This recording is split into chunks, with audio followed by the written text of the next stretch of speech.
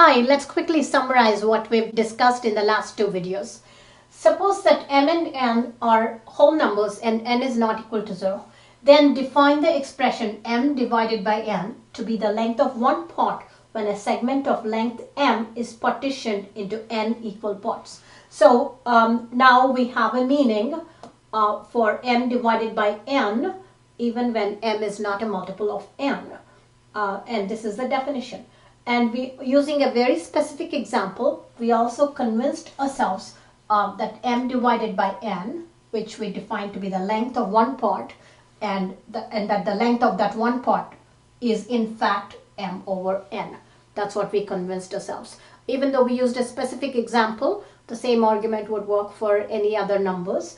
And so from now on, it's worth remembering m divided by n is in fact same as the fraction m over n, because m divided by n is the length of one part when a segment of length m is divided into n equal parts, and by the specific example that length is in fact m over n.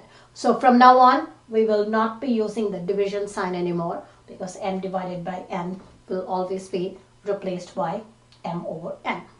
And it's also a good time to now to remind you that now m over n has two interpretations. Remember how we defined a fraction m over n? We said let's look at the unit segment 0 to 1. Looking at n, we divide up the unit segment into n equal parts, equal by length. The first division point to the right of 0 is 1 over n, and we said m over n would be the mth division point. In other words, we said m over n is the mth multiple of 1 over n. That was the way we defined a fraction. Now what we are saying is we're giving it another interpretation.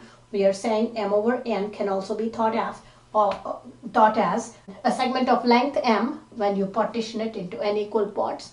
The length of any one small part is in fact m over n. And so that's what this equation is exactly telling us.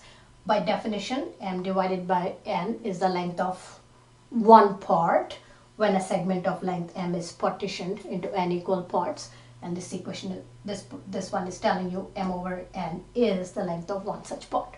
So the important message is from now on, and you should remember this. You should feel free to replace anytime you see a whole number divided by a non-zero whole number. You should feel free to replace it by a fraction. Thank you.